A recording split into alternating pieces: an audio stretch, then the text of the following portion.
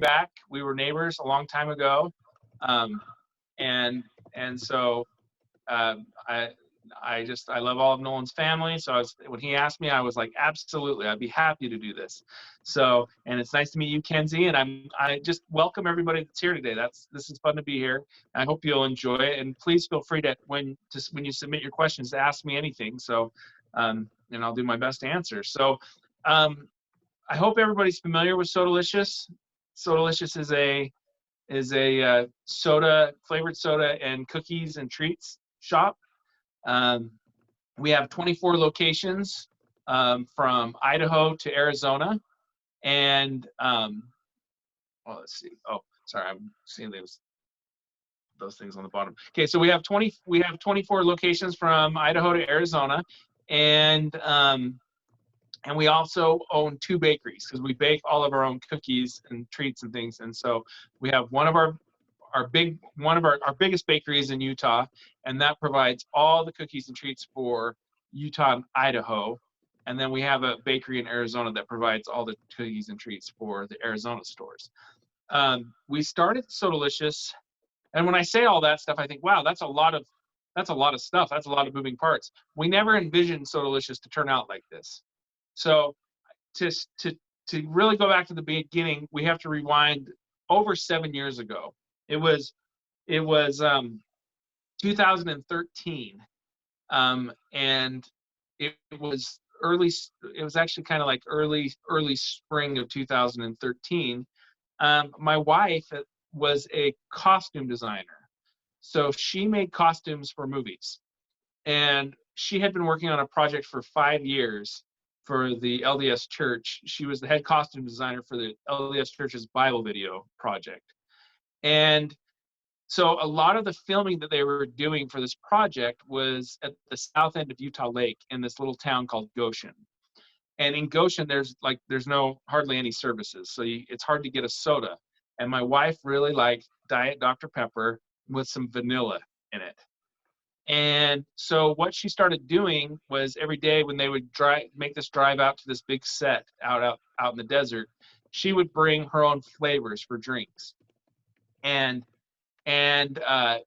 she and her assistant at the time started making these drinks for all the cast and the crew. And they started giving them funny names like the Wardrobe Special or just different things. And everybody was really, really liked these things. And so at the end of this project, it was literally the last week of this project, someone on the set said to them, hey, you guys should start like selling these drinks. And so one night, my wife came home. My wife's name is Annie. Annie came home from filming all day long. It was like 10 o'clock at night. And I was sitting down at our dining table, and I was eating dinner like at 10 o'clock at night. And I'm eating, and she walks in and she goes, we're going to start a soda shack. You want to start a soda shack? And she was like all excited and like hands going like this and just like, and I was like, sure. I don't know what that is, but okay. What? And so the original idea for us at Sodalicious was to do like a snow cone shack. But instead of a snow cone shack, do soda.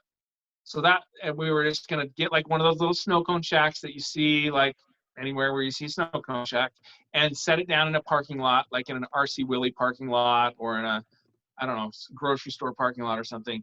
But we wanted people to be able to drive up to it. That was the idea. So that's how we started out. So we started calling around, like we called the health department to figure out if there were certain regulations or things that we needed to do. And we quickly found out that you actually can't have soda machines in a snow cone shack because soda machines have different plumbing and electrical regulations than a snow cone machine. And so we realized really quick, well, okay, we can't do it in a snow cone shack. So, and we could have given up at that point and said, oh, well, it's not possible, we can't do it. So, but we thought, oh, well, let's just see if we can find a place that's a little place that we can find that's already built, a building where we can put in everything you need for soda machines. So I don't know how many of you have seen our very first location. It's in downtown Provo, and it's in this little tiny building. It's in the back half of this little tiny building, Johnny's Barbershop. Now, in the front half, there is this little old man named Johnny who is 80. I think he's about 84 years old now. Maybe, yeah, 84 years old, maybe 85. And he still cuts hair every day. He has one barber chair in there, and he cuts hair every day. And it's just a little tiny room that he's in. And then we're in a little tiny room on the back side of it. And it wasn't even a drive-through at the time. We had to, once we found that location, then we had to go to the city, to Provo City, and say, hey, we would like to turn this into a drive-through. Is that even possible? And they worked with us in turning that into a drive-through. And so once we did that, we finally opened in October of 2013. So we started working on it, I think, in April.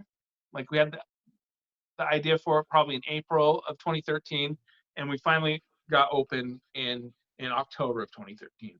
So we opened this one little shop, and we just thought it was going to be this one little shop. So we started this company with another couple, and my wife and I and this other couple, we both had, like, okay, we just want this to make us a little money so we can put some money away for. We each had different things that we wanted to put the money away for. And so we thought there'd just be like one person working in there, and that would be it. Well, we just did not expect or anticipate that it would take off like it did. And so by early spring of 2014, there was just a line. In fact, I remember going in, like, so it was Christmas. It was right around Christmas. It was like the Saturday before Christmas of 2013. And I was there working at the shop with my sister-in-law. It was just me and my sister-in-law there working. And the line went two directions. The line went out of our drive-through and then down one street, and then turned a corner and went down another street one way. And then the line came from another direction down another street. And there were so many cars, and there was just two of us trying to make drinks. And I thought, what have we done? We're going to cause a traffic accident. What have we done? Like, there's so many people. Like, it was so overwhelming. But I just remember that feeling of, what have we done? Anyways, so it took off. So then about, let's see, about a year and a half later, we opened our second shop. And from then we started expanding. And in 2017, we opened 10 shops. And that was a really hard year. Opening 10 shops in a year was really hard on me, because number one, it's a lot of projects, and it's a lot of stuff to do. It's just a lot of work, but also trying to transfer the culture from each store, like to have the right kind of culture in your store. Because Sodalicious is supposed to be fun and upbeat and kind of quirky and maybe a little irreverent, but it's supposed to. There's a certain kind of culture that we want at Sodalicious, and then to try and duplicate that in each store, that's the biggest challenge that I'm always dealing with, is how do I recreate what we originally had in each new store. And then as time goes by, as once I do have that culture there, how do I keep that culture there? Because sometimes it disappears, and then sometimes we've got the wrong people there, or there's the wrong culture. And so it's a constant maintenance of the culture, trying to keep that going. So we started 2013, and here we are, just over 7 years later, with 24 stores and 2 bakeries, and it has been incredible. We had, I'll tell you one story really quick, just a funny story.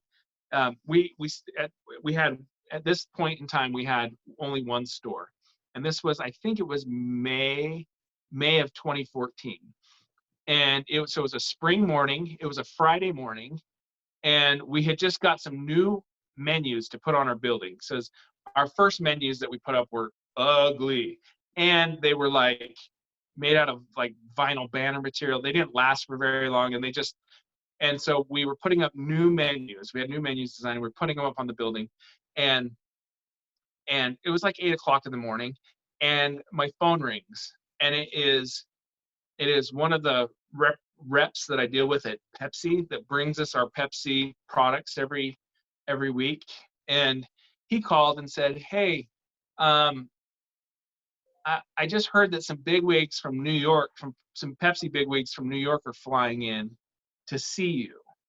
Will you be around your store today in a little while? And I said, well, yeah, I'm here putting up menus. So yeah. And he said, well, would you mind if we put up some Pepsi umbrellas on the picnic tables? And would you mind if we put Pepsi shirts on all your employees? And I said, well, you can put Pepsi umbrellas up, but I've seen those Pepsi shirts and they are ugly. So you can ask my employees if they want to wear them, but I'm not going to make them wear those shirts. And they said, okay. And then a half hour later, his boss called me and said, hey, I just got into the office and the president of Pepsi is flying here to meet you. And I was like, what? And he's like, and he'll be there in 30 minutes. And I was like, okay. And they called me before and said, hey, this vice president's in town, or this so-and-so is in town, this director of whatever is in town, and they'd like to meet you. And I would go there and wait, and then no one would ever show up. And so I was like, whatever. The president of Pepsi is clearly not flying here to meet with me. And sure enough, a half hour later, up rolls this big black SUV, and out hops the president of Pepsi with like 8 guys behind him that kind of look like little ducklings behind their mother duck, kind of like walking behind him like this, and came up, and he said, he introduced himself, and he said, I just got to see how you're selling so much soda out of such a little tiny space. At the time we were selling, and that little shop, we were selling more Pepsi product than anyone like along the Wasatch Front. It was just crazy. And so I said, well, why don't you come inside and I'll make you a drink. And inside there's not a lot of room inside there because it's really, really tight. And so he stepped inside there, and I made him a drink. And I said, what's your favorite kind of soda? And he said, well, I drink Diet Mountain Dew. And I said, okay, great. I'm going to make you a skinny second wife extra dirty. And he said, well, what's that? And I said, well, it's Diet Mountain Dew with mango and blood orange. And then we put the half and half, like cream in it. And that makes it dirty. It kind of makes it fizz up and makes it kind of bubbly. And that's why we call it extra dirty. And so I make him the drink. I make him a 24-ounce one, and I hand it to him.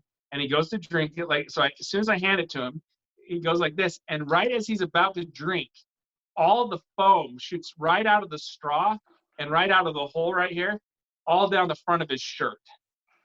He went like this, and all of a sudden it went right down the front of his shirt. And I'm standing there going, what do I do? I grabbed like a bar towel, like a rag that we had right there, and I was like, I don't know. Do I wipe the president of Pepsi? How do I, what's the right thing to do here? And I handed him the rag, and he wiped himself off. And I said, I'm so sorry. And he said, he said a swear word to me. I won't repeat it here, but he basically said, oh my gosh, that is the best thing I have ever tasted. I want one of these in New York. I want one of these in Chicago. And I said, great, let's do that. Let's do that. Anyways, that started a really great relationship with Pepsi, the president of Pepsi, and they have been great partners of ours ever since.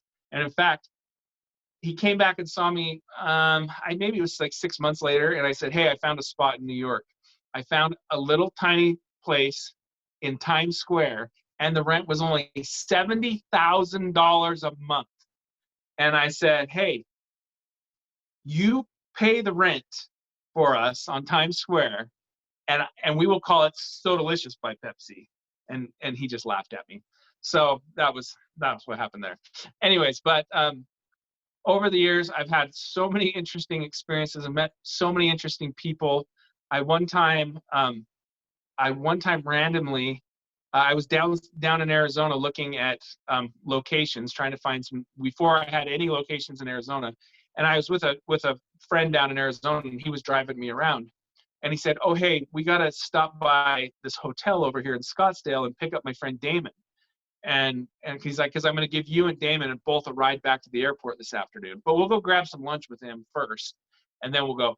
And so we pull up to the airport, or not the airport, up to the hotel. and Damon comes walking out. Damon is Damon John from Shark Tank.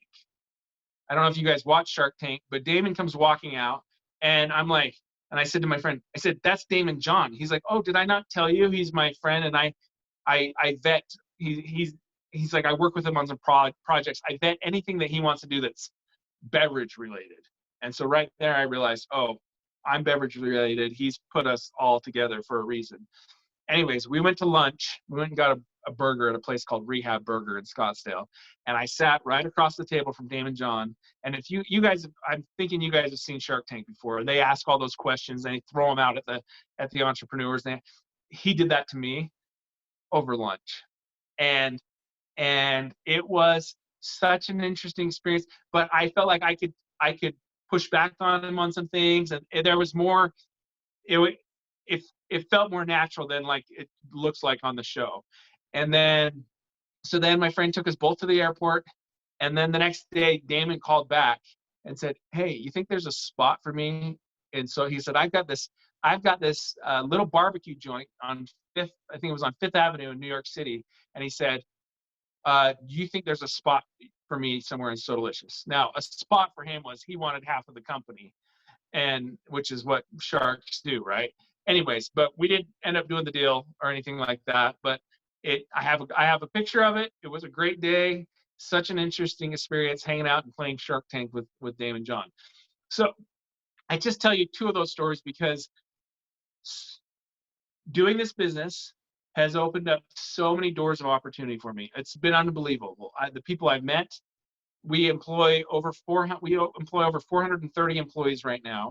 And over the last 7 years, I don't know how many thousands that's been as people have come in and come out. But it has been such an amazing thing. All the people I've gotten to know, and it's just been a blessing. The whole thing's been a blessing. And I just am really grateful.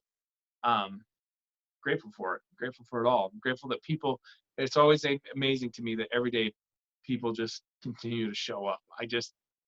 It's not lost on me. Every single day I'm just like, I can't believe that many people just came for a soda and a cookie today. So I don't know, that's kind of the story of Sodalicious in a nutshell. I mean, there's so many more layers I could have gone into, but that would take us all day long. So I'm happy to answer your questions. From here on out. I don't know where we're at on time. I'm sorry if I talk too long or whatever. So let me know. No, you've done great. So you took the perfect amount of time. We loved hearing all your awesome stories and opportunities. And so now, Nolan, if you just want to take it away with the questions. Okay, so let's see. Somebody asked, how has COVID-19 affected your business?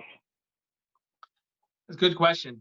COVID-19 is crazy. I mean, isn't that just like, it's something everybody in the world is having to deal with on some level, and affects everybody. And it's been really hard for a lot of people. I mean, I've got one of my really good friends is in the hospital right now with COVID. It's affected so many people's lives.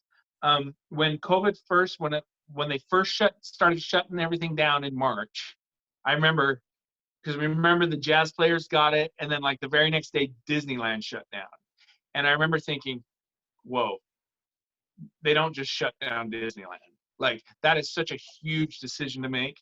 You don't just shut down Disneyland unless it's super serious. And I remember thinking, oh no, like, what's going to happen? Are we going to because I think they shut it down on maybe a Thursday or Friday, and school shut down. And I don't know what's going to happen. But they shut everything down, and there was no place to go. Remember, there was just like no place to go except places with drive-through windows. And you didn't mind sitting in line because there was no place else to go. You were in your house, and or you went to work if you were deemed essential, right? And so there was this just weird thing, and all of a sudden our lines were just crazy long, and we were crazy busy, and we shut all of our lobbies so nobody could come in. We still have them shut. We haven't let anybody in. And so it's just really crazy that for us, COVID-19 has totally like helped us. And so, but who would ever, we had no idea what was going to happen. So we're really thankful that it's been that way. And I think it was also kind of a relief for people, or a getaway or an escape. They're all like, we have, look, 75% of our customers are women, and a lot of them are moms who were stuck at home with their kids or whatever, and just needed to get out of the house and needed to get away for a minute, and didn't mind coming and just sitting in an extra long line just to get their drink and just to give them a little bit of relief for the day. Next question. Well, we have, what has finance been like? What has finance been like? Yes. Okay. Wow. Okay. Finance is very interesting. So it doesn't cost a lot of money to get into a shop. So opening a soda shop is, we say, is low barrier to entry. Like, it doesn't cost a lot to get in there. And there's a lot of people think, oh, Sodalicious is killing it, Swig is killing it, Fizz is killing it, I'm going to go open my own soda shop. And they don't realize it's actually really hard and a lot of hard work once you actually spend the money to get in. So it doesn't cost much money to get in. So the first store that we did, we started Sodalicious with another couple, and me and my wife put in $5,000, and the other couple put in $5,000. And then we put the rest of it on credit cards. So the first store only cost us $31,000 to open. So, and remember, because we did it like so on the cheap, because we just thought this is going to be this little thing. It's not going to, like, we didn't know that it was going to turn into what it did. I wish every shop cost $31,000, and especially in 2017 when we opened 10 shops, there wasn't the money there to fund. We didn't have the money to go fund, and some of these shops were much more expensive. And so the way we did finance was, we had a line of credit with a bank, and then we had a loan through another partner, and so those were kind of the ways that we did our finance. Was mostly bank, and then private lending as well.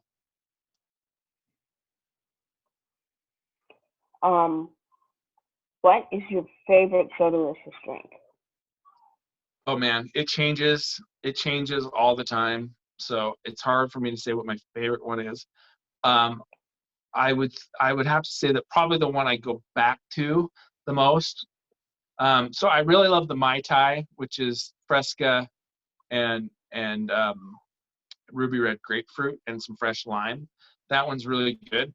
But I also love it's called a Lucky.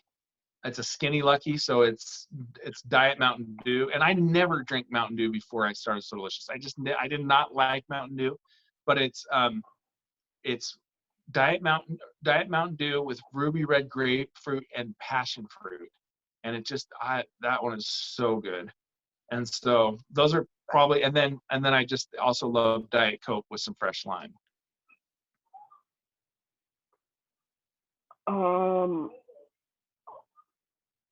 Don't see any more, but I've got some of my own questions.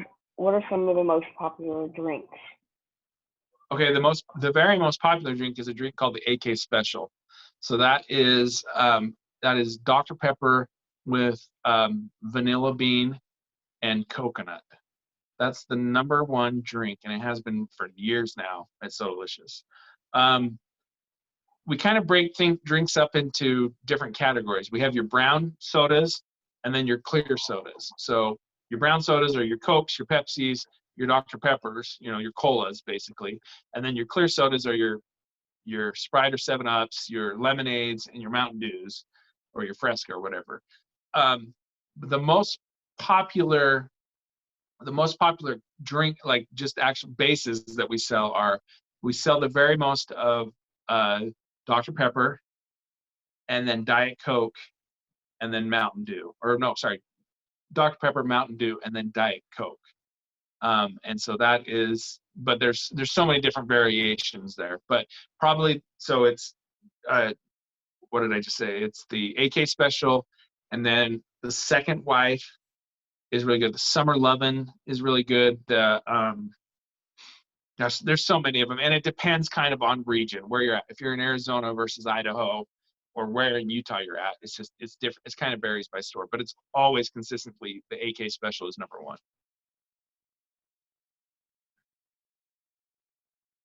I'm seeing lots of questions come in here.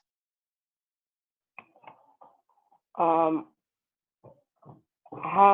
do you suggest to start a business? How do I suggest to start a business?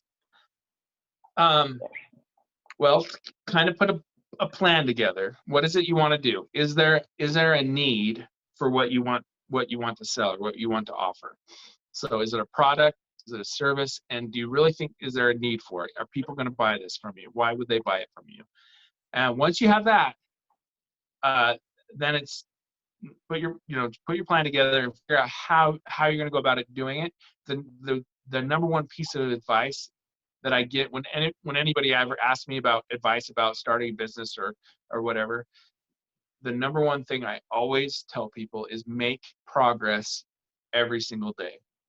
So no matter what it is you're working on, and I just think this is the key to success in life and anything, is just every day make some progress on it. It doesn't have to, you don't have to accomplish it all in one day, but just move it forward a little bit every single day. And then a month from now, a year from now, or whatever, you look back and you go, oh my gosh, look how far we've come. But the real trick is just making progress, even if it's a little bit, every single day. How did you find a good price for all your drinks? And are they varying? How did we find a good price for all of our drinks? Is that what you said? Yeah. Okay.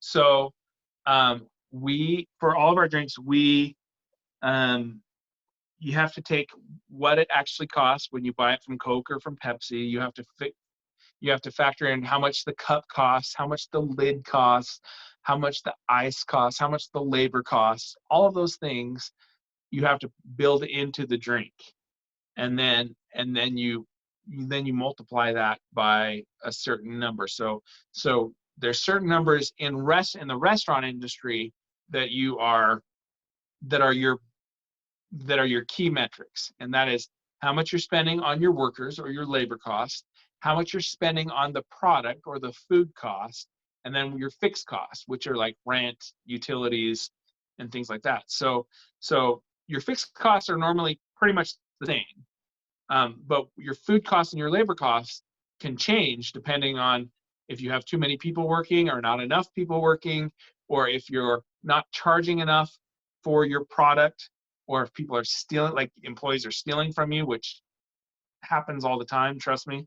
Or if they're screwing up on a drink, they make a drink and then they go, oh, it was supposed to be diet, and then they dump the whole thing down the drain. Well, that they literally just dump money down the drain.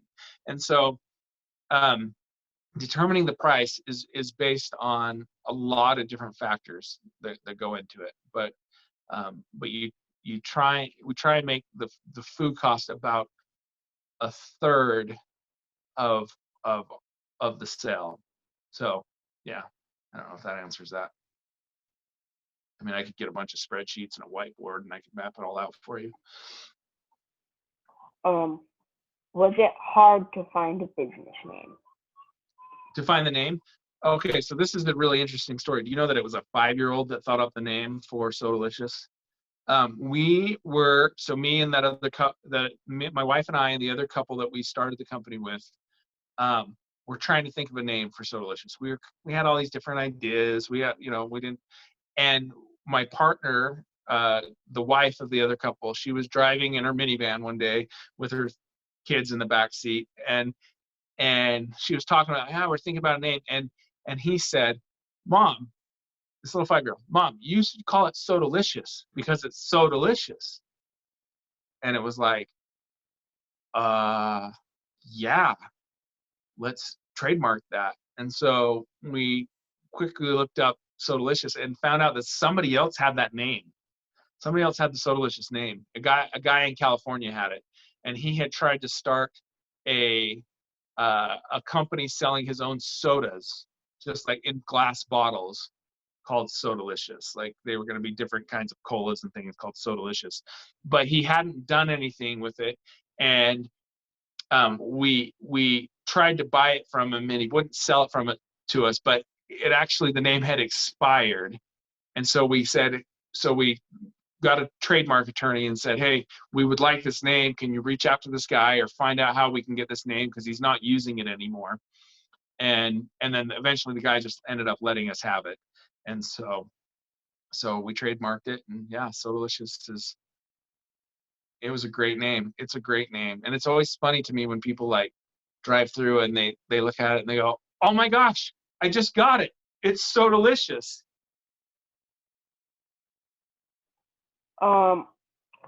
Did social media help your business, and if so, how much?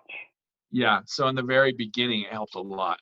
So in the very beginning, I was running the social media account, and Sodalicious, it was just Sodalicious, and back then it was just Instagram and Facebook that we were doing. But at the time with Instagram, if you posted and at the time there were no stories, there was only a post. You could only do a little square picture, right? And you would post that picture, and then it would show up in chronological order. So there was no algorithm at the time, back in 2013. So if I posted something right now, it would show up, and if you posted something 5 minutes from now, it would show up 5 minutes from now. And then when somebody's going through their feed, it would just show it in chronological order. It wouldn't just pick and choose who they think you want to see and things like that. So we started that way, and Instagram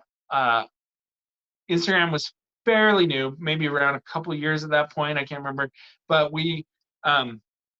but what I did is I was working the drive-through window a lot at that point. And when a customer would come through, I would ask them if Sodalicious could follow them on social media. Like I'd say, what's your Instagram name or whatever? And they would tell me, and then I would follow them. I wouldn't even ask them to follow us back. I would just follow them. Most of the time they would follow back. But what I did with that was I really used it as social media. I watched our customers and I watched their lives and I watched what they were doing. And there was, at the time when there was just one store, that was easy to keep up with. Now with so many stores, I can't do that. But in the beginning, that helped me know what was going on in my customers' lives. So when they would drive through, I would say, oh my gosh, that trip to Hawaii that you guys just went on looked amazing. And they would be like, yeah, it was so great or whatever. And then, get them their drink. Or they'd come through and I'd be like, I am so sorry your dog just died. Here, the drink's on us today. And they would, and so it created this just crazy loyalty amongst our customers. And so that social media really helped us in the beginning. Social media now it's a different animal. Those companies are in business and those companies make a lot of money. Facebook makes a ton of money through advertising. And I don't like to spend money on advertising very often. And so we still post, but I don't promote posts. I don't try and do it that way. I'm a big believer in just word of mouth. And also this thing goes out into the world. And I always love to see a Sodalicious cup somewhere in the wild, like that's what I call it. When I see somebody out walking around town or something and they're holding their Sodalicious cup, it's just like, it has a life and it carries itself and it just goes out and it's advertising. It's called the stickiness factor. And that's what I'm more interested in that.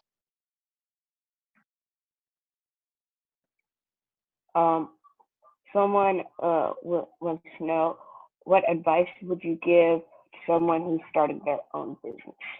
What I already said, just make progress every single day. That's the biggest key.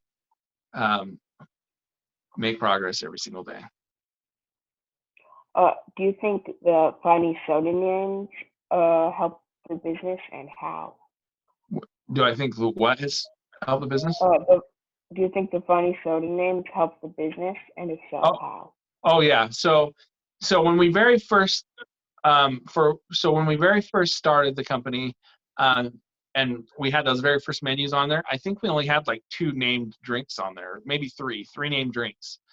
And what happened was we just started making up drinks because it was so fun. We had so many flavors, and I had a year or 2 later, I had a math professor at BYU figure out that there were like 1.4 billion different combinations of drinks that we could make. But it was, the names were so fun to come up with. And it wasn't just us. We had customers that came up with the names, like the Southern Gentleman was a customer that made that one up. The Orion is named after a customer. There, and then we had employees that made up drinks. We or made up drinks and drink names. It was just, there were so many different things coming through, and that's, and it totally helped. It totally helped. You know, we have one called Your Mom, and people love that. People love coming through the window and ordering, hey, I'll have your mom. Like, it's just kind of a funny thing, you know. You take it back to the office, and it's just kind of a funny, slightly irreverent thing, you know, and it totally totally helped. Okay, we've got time for one last question, and we've got to end it. Have you gotten a lot of criticism for your company, and how do you deal with it? Criticism, I guess, I'm gonna read into your question there. Like, criticism, like because I'm selling sugar or caffeine, or criticism because I'm not sure what the criticism would be about. What do you think? I think just any kind of criticism. Anything. Okay, yeah. So you get criticism all the time. Like, no, everybody has an opinion, and most people are, oh, okay, it's not healthy. Okay, there we go. So yeah, it's such an interesting thing when people I've had people, like, I remember one time I was getting my hair cut, and I was sitting in the seat getting my hair cut, and the girl cutting my hair said to this other customer that was leaving, "That's the owner of Sodalicious." And she goes, "Do you know how many people you've given diabetes to?" And I looked at her like, "What are you?" And she was like angry and mad at me. And I thought, like, I wonder what's wrong in your life that, number one, that you feel like that you should attack me like that, but you don't understand. Like, everybody has their choice. Everybody has their choice whether they want to eat ice cream, or if they want to eat a donut, or if they want a soda, or if they want a cookie, or no sugar at all, or if they just want to eat a cucumber or a salad or whatever. But I'm not forcing soda into anybody. And I'm not saying you should drink soda all day, every day. I don't drink any soda with sugar in it. Everything I haven't had a soda with sugar in it in years. I don't know. But so it's really interesting when people want to criticize Sodalicious, and usually it's not Sodalicious, it's me. They attack me personally on it, and it's such an interesting thing because I think I'm not forcing anybody to do anything. I was just trying to start a little business, and it's totally your choice if you want to actually spend your money on a treat, you know. And so just kind of interesting that people have that mentality, or somehow judge the company or judge me, that somehow I'm evil or I'm bad, or I'm that I don't care about people or something like that. It says more about the person that does the judging than it does about me. It's where they're at in their life and how they see things. All right, now we're going to end it.